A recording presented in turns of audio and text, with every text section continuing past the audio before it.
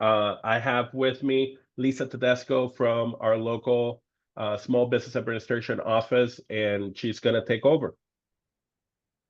All right, great. Thank you, Carlos. Appreciate it. Thank you, everybody, for joining us today. So as Carlos mentioned, my name is Lisa Tedesco. I am the Deputy District Director of the Nebraska District Office of the Small Business Administration located in Omaha. We do cover the entire state of Nebraska, but our office is located in Omaha.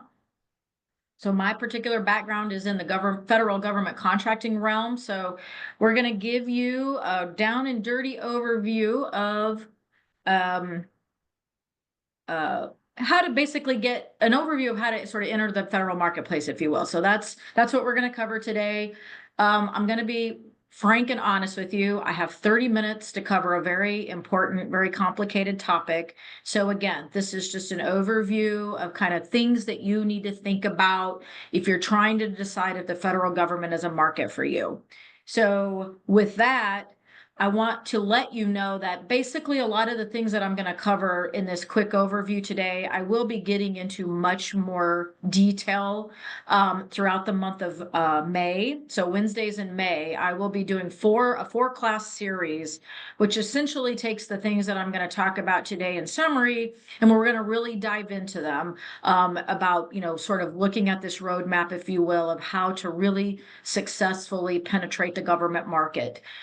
So you can see on my screen the registration for those events. You can go to our local webpage as well and sign up through there. It'll take you to the Eventbrite login. So, again, if you want more detail or you want to dive into this a little bit more, come to those classes in May and we'll get into it a little bit more. With that, though, I do want to just real quickly let everybody know who the SBA is. We're probably mostly known in the last 5 years since the pandemic for our disaster loan programs. But other than that, people always ask, like, what does the SBA do? And we cover a lot of different things. We're obviously all things advocate for small business, but we primarily serve the public in three primary roles. Again, aside from our disaster loans, we're also known for our sort of traditional SBA small business guarantee loan program. So we work directly with banks to help borrowers sort of get over the finish line, if you will, if you need additional assistance in getting a small business loan. We also offer counseling and assistance via all of our funded partners. So as you can see on the screen, we have an alphabet soup, we call it, of different acronyms of partners. But the great thing is the SBA nationwide, but certainly in the state of Nebraska, we have a lot of partners, including the Apex, including the Nebraska Business Development Center, on providing all types of counseling assistance for anywhere from starting up your business to selling your business. And then what I'm going to talk about today, which is our other primary program, is making sure that small businesses have fair access to federal government contracts. And what does that look like? What does that path look like for you? I just want to mention a couple of other programs that a lot of people don't know about. Our Office of Advocacy and Ombudsman is a really important organization or department within our agency, which helps small business understand and get through the red tape, if you will, of the government regulatory process. So if you ever feel like you're being either on the back end unfairly treated by some regulation, or maybe on the front end you want to help with guiding how regulations go, we have people that can provide you kind of that direct help and discussion, and actually take that stuff back to Washington. So if you actually go to our website, you can go to the Office of Advocacy and you can read about them as well. And then I want to mention our surety bonding program, because we have a lot of government contractors that do, construction type work. You must be bonded to do government work. So we do offer, again, if you can't get bonding on your own, similar to our loan programs, we offer a surety bonding program. So if you want to talk more about bonding too, you can look that up on our website, or certainly you can reach out to me and I'll have my contact information as well at the end. So again, down and dirty today. I've kind of broken this into sort of what are the top 10 things that I need to think about before I want to think about looking at the government as a market. And again, I try to simplify it and say, in the sense of, if you have a business, you're already in the commercial market, maybe you're doing, you're successful, but you're thinking, I want to enter a new market. maybe the government is a market for my business. And that's really truly all it is. There is definitely nuances to selling your products and services to the government. And that's what we're going to talk a little bit about. But really, it is just looking at another market for your business. But I will say again, it can be a very big, very complicated process, but sort of once you get that process down, you really understand what that looks like. And it's fairly similar across every agency, across, government wide. So with that, I'm going to start with the first step, which is sort of like this broad understanding of what that federal buying market looks like. You can't understand the federal government without our regulations. So I always think it's important for small businesses to understand up front, what are the rules, what are the regulations that govern not only how agencies work with you as small businesses, but what are what are the pieces that you have to do as well as a small business to meet the rules and the regs. It's the two ways of being able to talk to each other and understanding how to talk to contracting agencies. So there's the CFR, or Code of Federal Regulation, and the FAR, the Federal Acquisition Regulation. You can see the links. You can actually, those came in books, believe it or not. They used to mail us, hard copy books, but it's lovely that it's all online now. So you can go peruse those. I would say that probably the most important regs for you to look at under the CFR are the regulations on size and what makes a small business. And then Part 125 just covers everything from sort of A to Z of what does the government contracting process look like. Within those regs, we also have rules and policy that govern each individual set aside or socioeconomic category, which I'll talk about as well. And then the FAR Part 19, small business programs. Again, that is the main regulation that section that contracting agencies utilize to do work with you as small businesses. So I do think it's important for you to get a general understanding of that regulation so that you know how to work with them.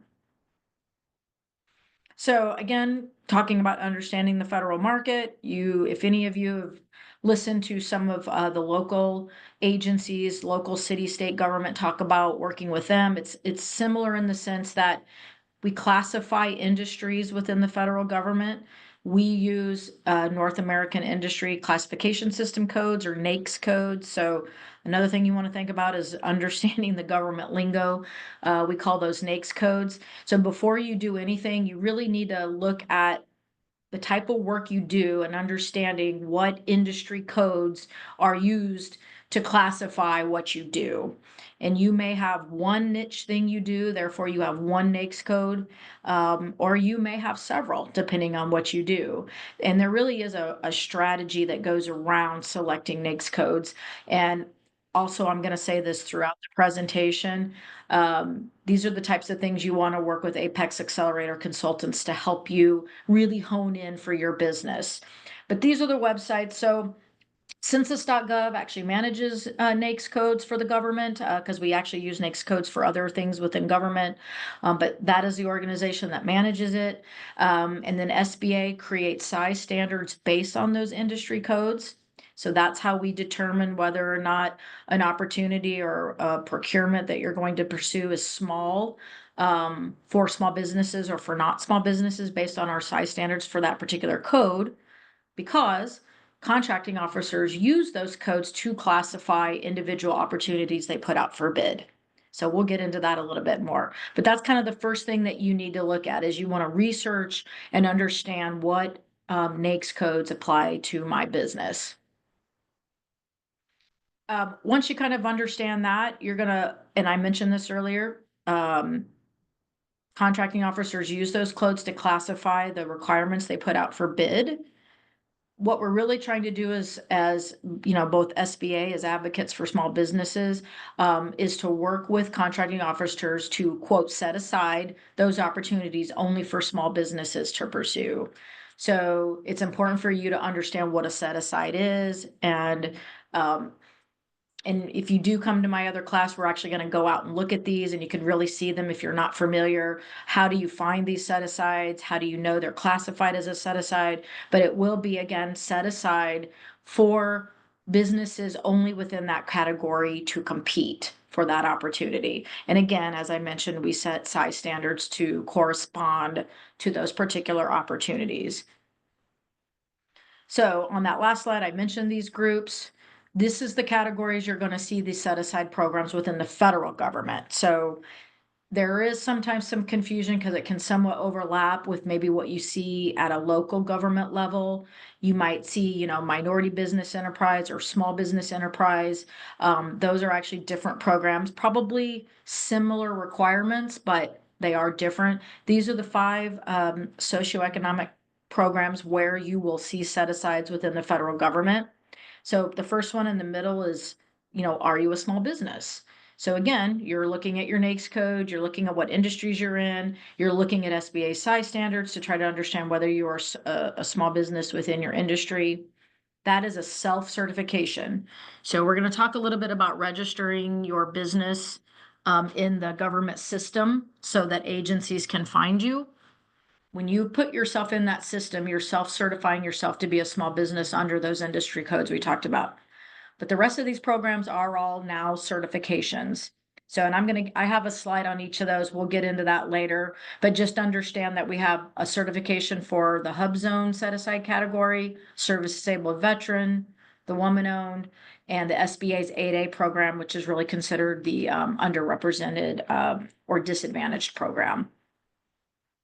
The reason we have those categories, again, is SBA as your advocate, as the small business advocate.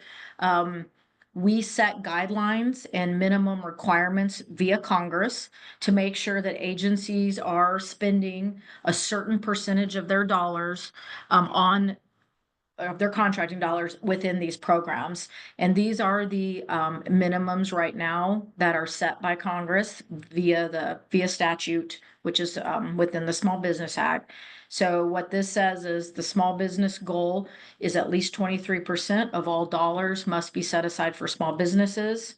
And then so on. So you can see what our goals are.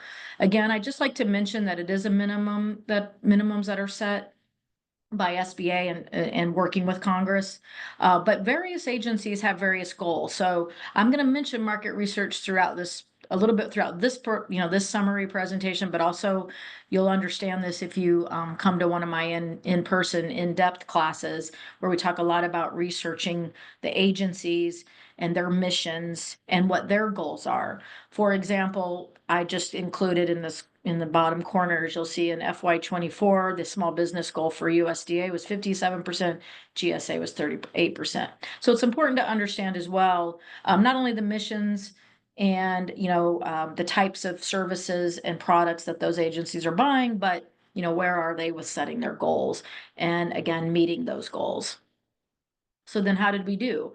In 2023, which is the last sort of full set of statistics that I have, generally as a whole, our government as a whole, our contracting agencies as a whole, do a pretty good job meeting our goals. We usually far exceed our goals. We do have one goal in the Hub Zone program that we tend to not meet our goal. And we're working on that. A lot of the regulations have changed to try to make it a little bit simpler for businesses to be certified in that program and not only get certified, but be able to stay eligible within that program. And we're going to talk about that. But generally speaking, overall, we do pretty good government-wide in meeting our goals. In Nebraska, I just wanted to kind of show how we do in Nebraska.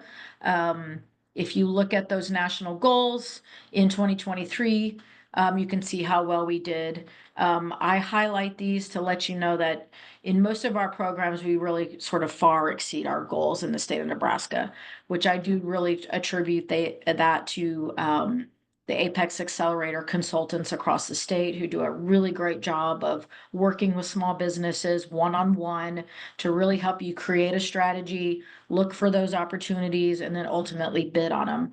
So we are very proud in Nebraska about how we really do exceed most of our goals. So that's just kind of an overview of kind of how do we look at things. You got to understand NAICS codes, you got to understand how the government views your industry. And then you need to know whether you're a large or a small business. And so that's what we're going to talk about now. So once you know what your NAICS codes are, you need to understand whether you're a small business or not, which I kind of touched on. So when SBA sets those size standards against those NAICS codes that I mentioned earlier, we do it based on basically two sets of size standards. If you are within the manufacturing and wholesale industries or retail, it's going to be based on your number of employees. If you're in a service industry or within construction, it's going to be based on your average annual revenues over 5 years.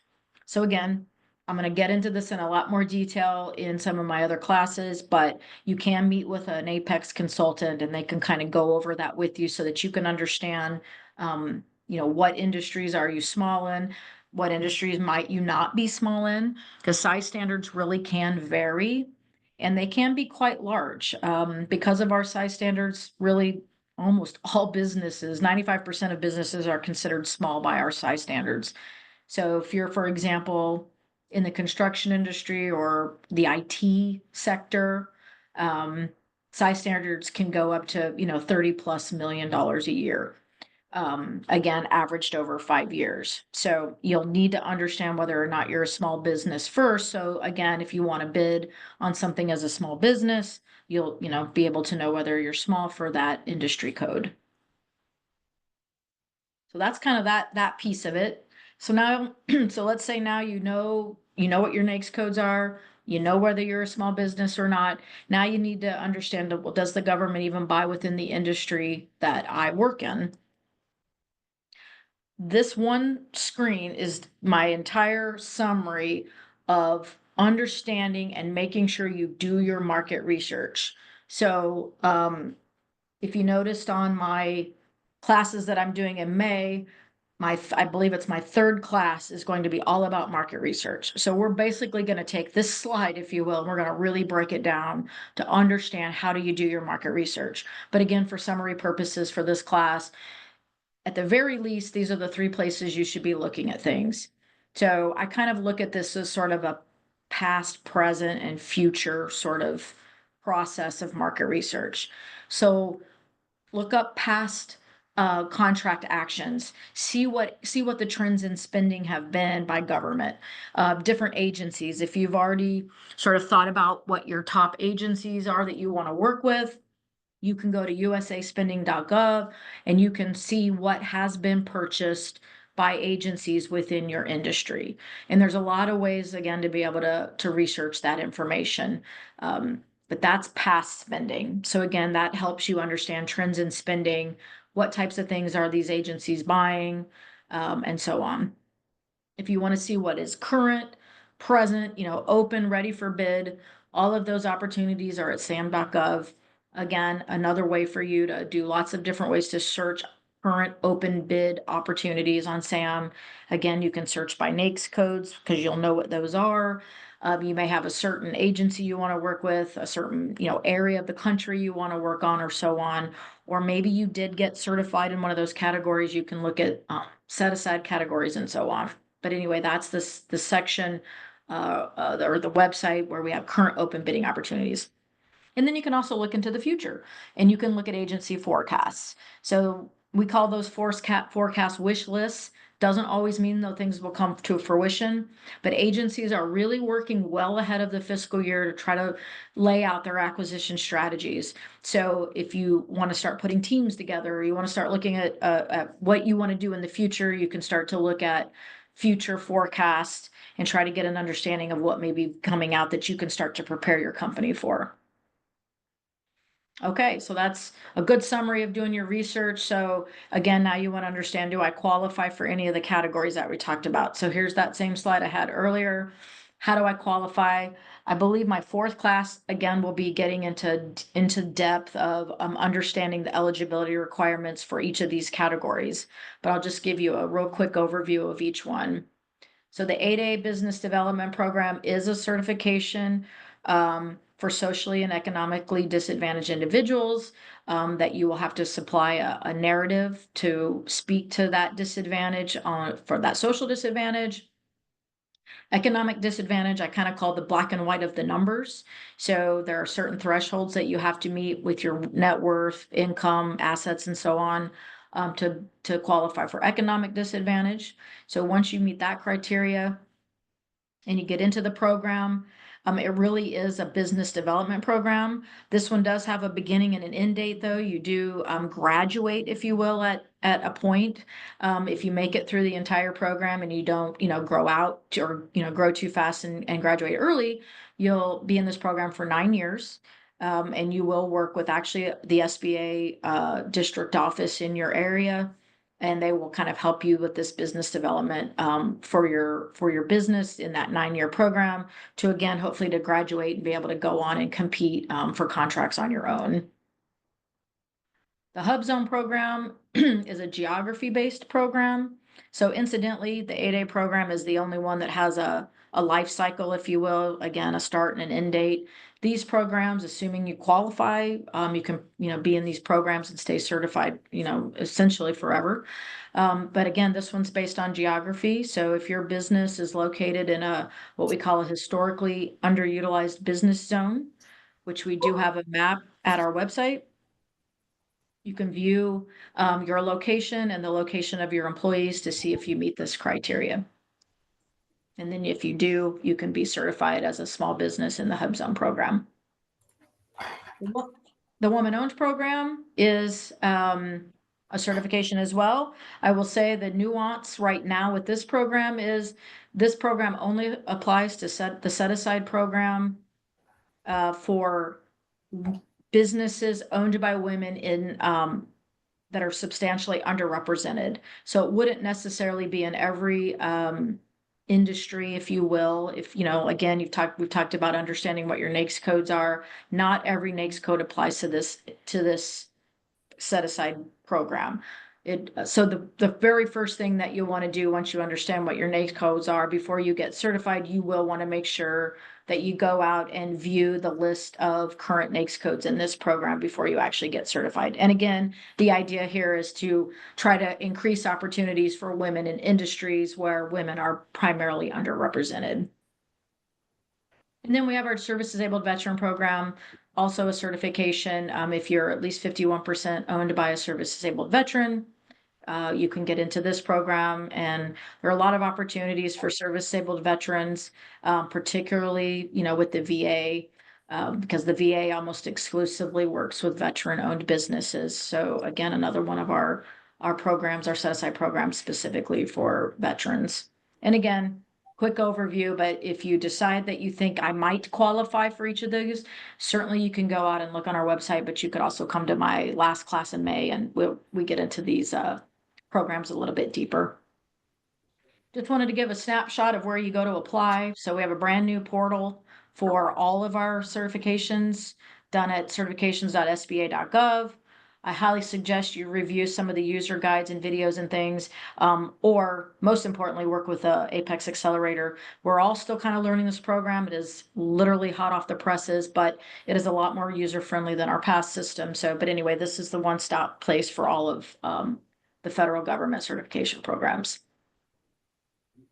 So step 6 is so how does the government buy? So now I know I have something that the government is interested in purchasing. I know they buy it. I've done my market research. So how do they buy it from me?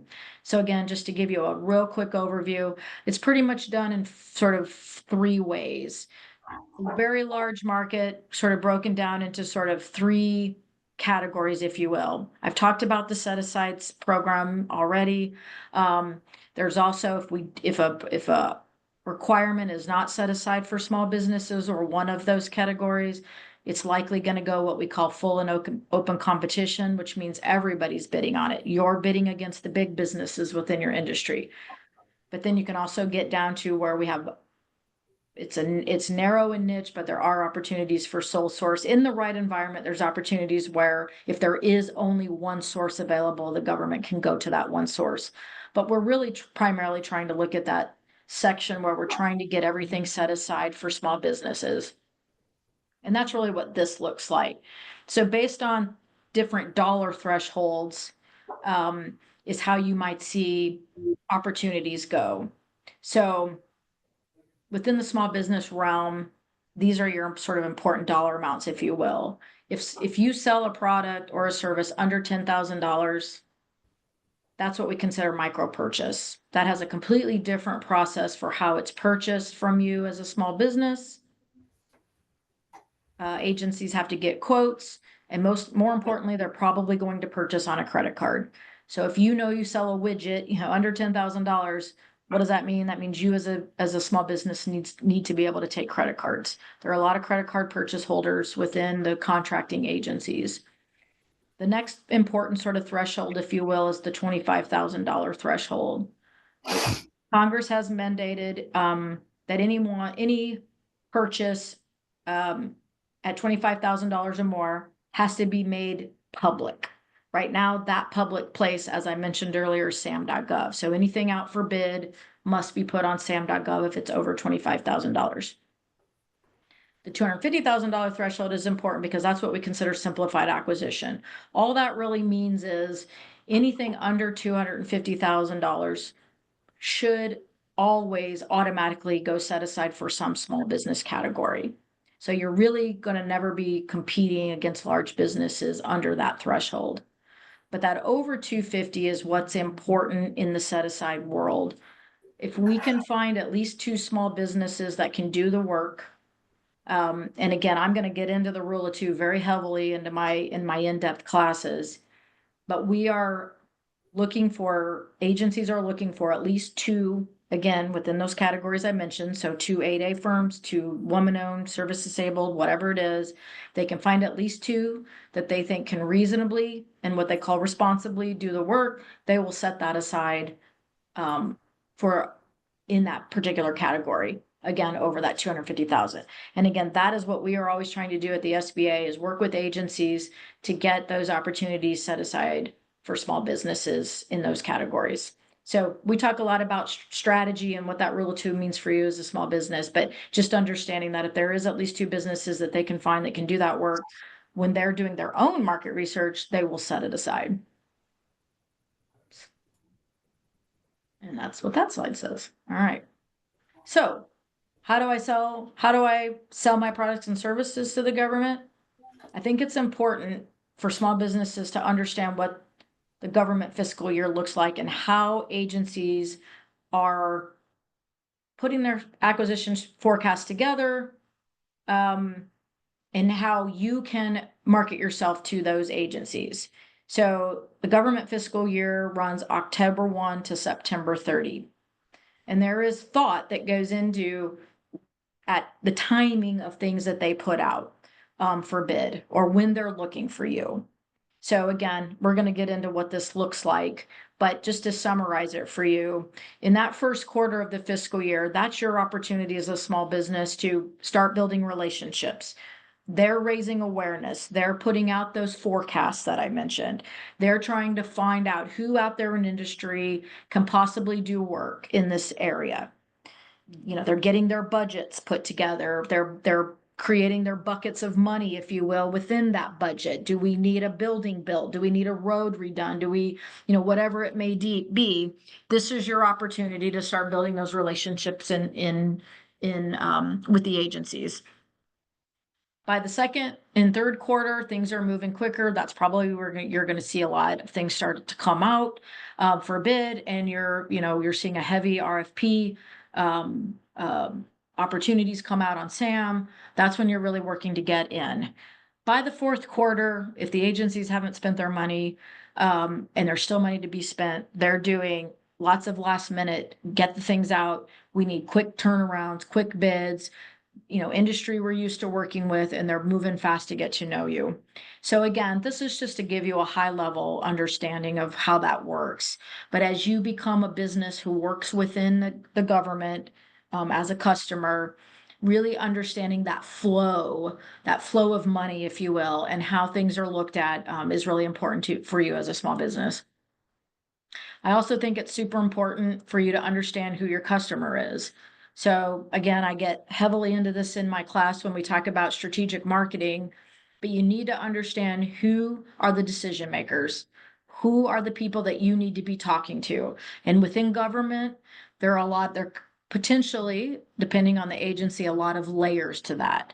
So you've got the technical people and the program people who are the engineers, who are the people on the ground doing the work. You've got contracting people who may not even be located where the work is, depending on where that contracting agency is.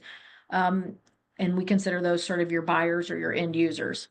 But then you also have your small business specialist. You need to know who that person is. That's probably you're going to have your first meeting with, so that they're your advocate within that agency. So again, it's important when you're doing that market research to understand the layers of decision making within that particular agency or sub agency that you want to work with. For example, at USDA, you don't want to say, I just want to work with USDA. USDA has about 25 sub-agencies that do very specific niche things. So again, it's important to understand where those decision makers lie. So again, just something for you to think a little bit about.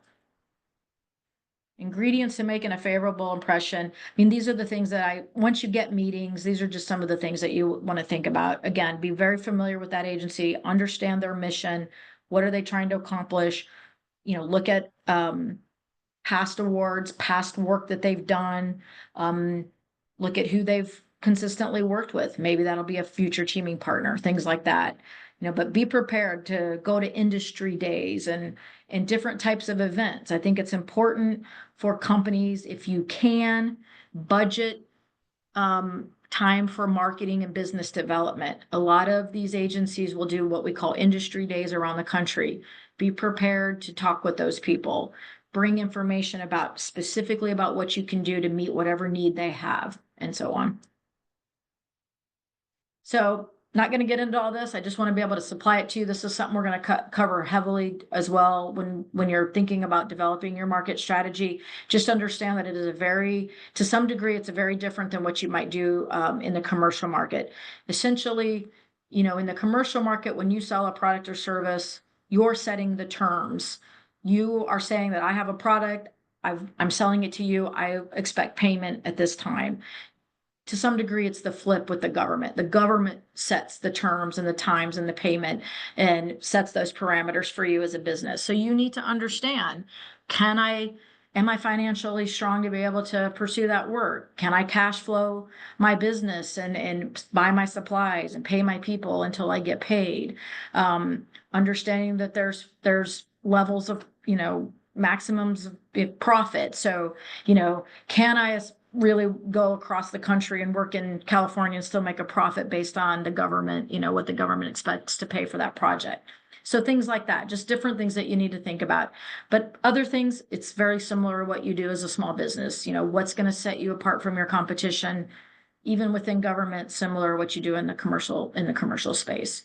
And it may be that you have to look at teaming and partnering in order to pursue an opportunity to create, past performance and things like that, so that you have references and past performance to pursue future work. So just different things like that. Again, we're going to cover all this in super in-depth in my marketing strategy class.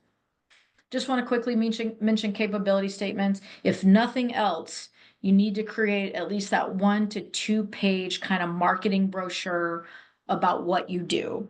In a nutshell, what do you do as a business that you can hand to a contracting officer if you meet one of them at an industry day type of event? Or maybe one of them will say, email me your capability statement. It's very similar to what you would do with a normal marketing brochure about what you do. The only thing that you're going to utilize to add to that is you're going to be, sort of specific to government. So you're going to list what your NAICS codes are. I have on here DUNS number. Need to update this slide. It's actually UEI number now. So you want them to be able to look you up and understand what you do within the government realm. If you have past performance in government, you're going to want to show some of that past performance and things like that. So you'll want to work with the Apex Accelerator on this too.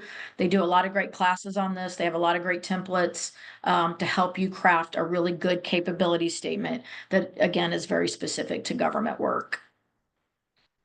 You want to be registered in SAM. So I mentioned SAM earlier. Not only do you have to be registered in there to find those opportunities that I talked about that are out for bid, but you have to be registered in SAM to get paid. So if nothing else, remember that you want to make sure that if you pursue a government contract, in order to be awarded and win that contract, you must be registered in SAM. Again, it's a system that the Apex Accelerator consultants can help you with. You also want to be registered in the Dynamic Small Business Search Database, or your SBA profile, we call it. It is a subset of SAM. So again, this is how you kind of market yourself as a small business. So just know that you really want a good, thorough SBA small business profile, because this is a place where contracting officers go and look for businesses to try to find small businesses to do work. So again, we cover this when we talk about marketing, but work with the Apex Accelerator. They'll really help you create a good small business profile on your business. So I just really quickly want to just mention teaming. You may look at all of this up to now and think, oh, I don't know if I'm ready to prime or go after a contract on my own yet. Maybe I haven't reached that level.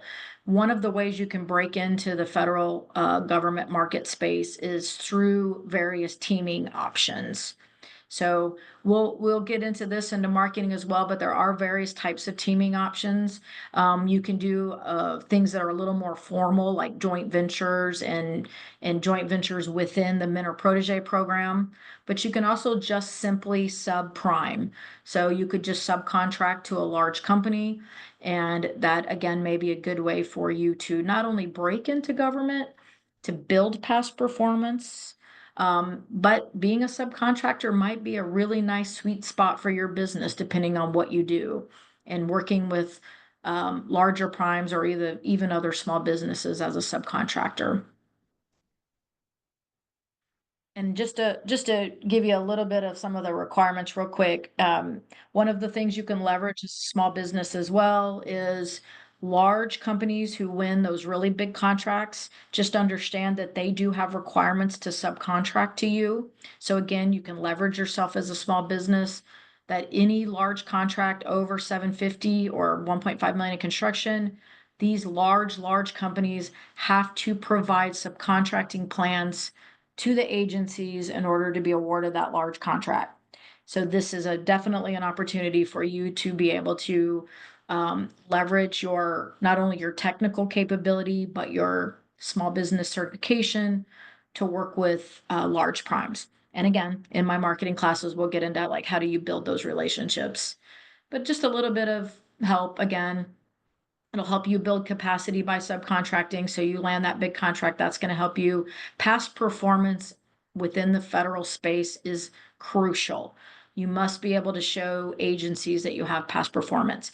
This might be a good way for you to start that. Again, working with the prime through the various teaming options. And again, just another way for you to enhance your past performance to kind of help catalyst you to that next level and maybe become a prime in the future. Couple of places you can find subcontracting opportunities. Just again, a quick snapshot. We'll cover some of this, but market research, lots of ways to be able to find subcontracting opportunities. You can talk to small business specialists within the agencies. They'll help connect you. If you know who those large companies are in your industry, go to their websites. Likely they will have pages on their websites for like their small business program or supplier diversity program, it might say, and that might be a way for you to connect as well.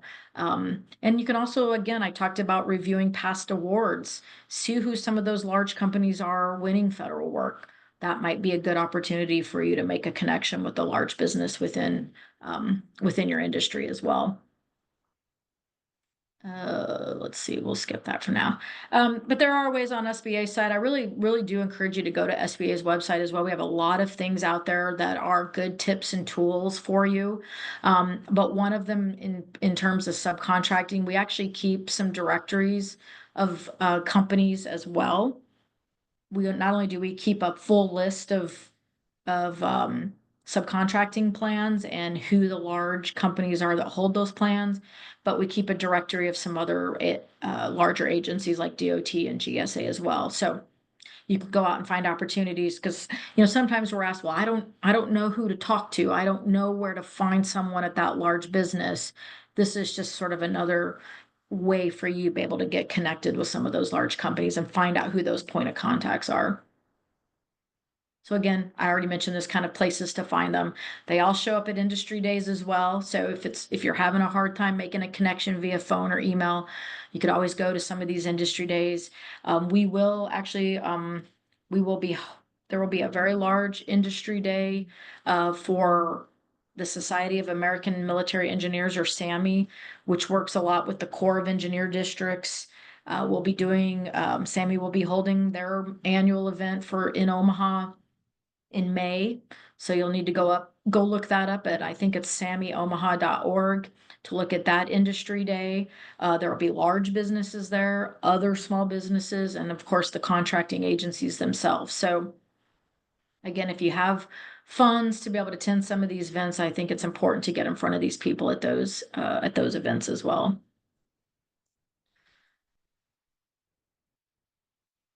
So just thinking about, again, this is sort of wrapping it up. I wanted to be able to leave at least a couple minutes if I can for questions. But again, I've sort of mentioned this earlier.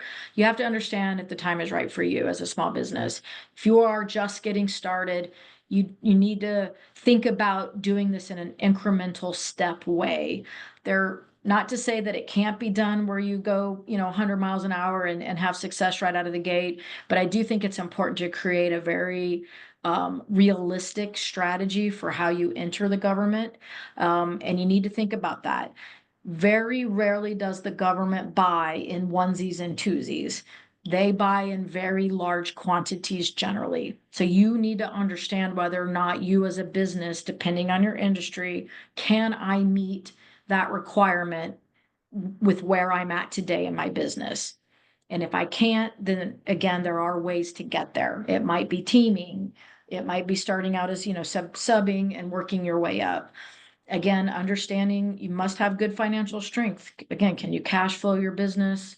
Can you meet the working capital needs that you might need to be able to buy, 10,000 widgets or whatever the requirement is on that opportunity? And again, do you have the capacity to meet that need? So those are the types of things that you have to think about. And ultimately, have you done your market research? I can't say it enough. You shouldn't get into the federal government unless you've done your market research. The great thing about doing business with the government is it is taxpayer dollars. Therefore, the information is out there. You just need to be able to go out and find it and put it together into your own marketing or business development plan before you ever move forward. Real quickly, just want to mention, if you kind of look at all that and think, well, I'm not ready for that, you do want to work with the Apex Accelerator to maybe start out working in local government work. There's a lot of opportunity for work with the city of Omaha, city of Lincoln, some of the various counties and the state of Nebraska even. There's lots of opportunities. So it might be a better way for you to get started in the kind of the government space before you maybe reach the federal level. And then just to round it out with resources, SBA's website, a lot of people will tell me it's very complicated. There's a lot of information. Well, that could be, good and bad. The good news is there is a lot of information.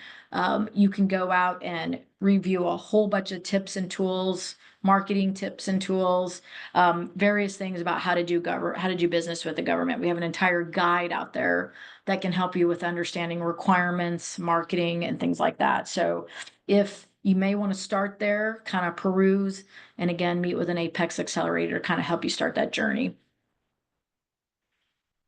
And if you want to screenshot that too, just some various other sites. Again, I've talked about, I think, all of these things, but, places where you can go find this information to kind of get, into some of the specifics of, where those opportunities reside, some of those resources and tips and tools as well. I'm not going to talk about that, but I do want to mention again, I know I appreciate Carlos and the Apex Accelerator for hosting me on this. Again, there is not one person on the screen. Oops, I apologize. Patrick is I need to update that side. My apologies, Carlos. Patrick is not with the Apex Accelerator anymore. You can certainly reach out to Carlos to get you connected to the right consultant. But I can't say enough about what the Apex Accelerator can do. These people are extremely experienced and can help you with sort of all of those things. So I help with the overview. I help with the high level regulatory part of it. But you as a business, when you are ready to sit down one-on-one, you do need to meet with the Apex Accelerator to talk about your specific needs and your strategy for your business. And with that, there is my contact information. Certainly you can reach out to me as well if you have any more questions about some of these things. And with that, I'll turn it back over to Carlos. And we're right on time. Yes, if anybody wants to ask a question, feel free to unmute yourself and ask your question.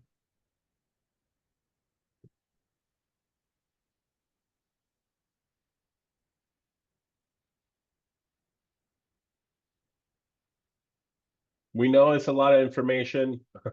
Like Lisa said, we're here to help you as in the Apex Accelerator. And all of our services are confidential and free. And we have offices throughout the state.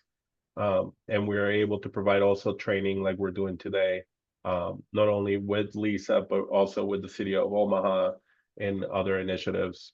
And if I were to say anything that I've learned recently, it's networking, networking, networking. Hello, I have a question. Go ahead. Good morning. You mentioned that you have some trainings coming up in May. Can I know the date, please? Yeah, so let me go back to that slide real quick, just so you can see it.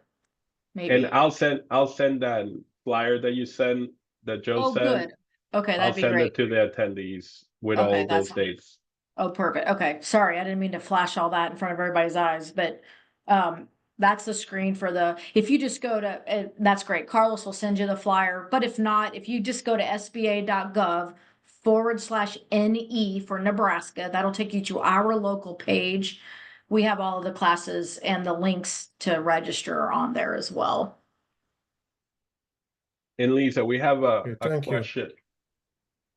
It's just the typical time frame for somebody to get into government contracting. Okay, that I did see that question in the chat. I was going to ask for clarification. So what time frame we're talking about? You know, that honestly really varies by the business. Typically speaking, you need to be I showed it on one of my slides. You need to be a business who's already got sales. You have to know, you have to be able to be ready to scale your business.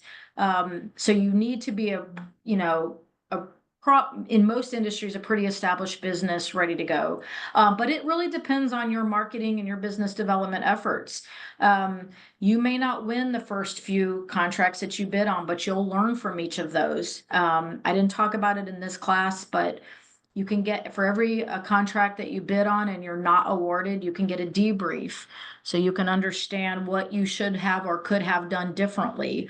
So, and it really does vary by industry. It varies, you know, it might just be your pricing was off or you didn't, you know, you missed a technical component. But that is why I'm doing these classes that you see on the screen, is because I really think you need to do the best job you can to set your business up for success before you ever enter into the federal market. Again, much different than entering the commercial market. You really need to be ready to go. So, and that time frame honestly can vary depending on the business. But I think you're going to be most successful, obviously, if you set yourself up, you know, the right way right out of the gate. And you have to be willing to go after these opportunities. You can't wait for things to come to you. You need to be able to take the time and the effort. As Carlos said, networking is so important. Attending these events and getting to know what these agencies' missions are and speaking their language and understanding those decision makers, those things take time. But it's going to set you up for the best success. But I have had some businesses that sell, you know, a widget and they, you know, get lucky and it works right out of the gate. But I would say for most people, it does take time. And even in some cases, if your technical work or if your work is very technical and complicated, the type of things you do, you may be working, you know, a year out, putting teams together, meeting with decision makers and understanding what it is they're really looking for in that particular work. So again, it can truly vary. And we also had a question about your in-person events. Will they be recorded? They will not be recorded. Unfortunately, we have a low budget here and I don't have the capability. But I will be offering it again. So if it's something you can't attend, I mean, certainly I will have a lot of documentation and handouts and things like that as part of this. So I have no problem sharing some handouts. Of course, you won't have the context, but I will have some things that I can share And again, I will be offering the class probably throughout the year as well, if you can't make it. It's very hard for me to do hybrid, I will be honest. So I might try to do this class hybrid at some point, but for now, this is just in person only.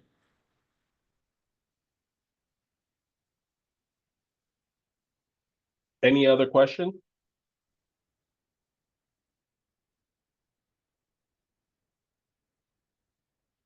Okay. Like I said before, I'm gonna send that flyer to everybody registered. And we did record this session. And it takes us a few days to make it available. And we're able to share it. With that said, thank you so much, Lisa, for doing this for us. A lot of information, a lot of insight.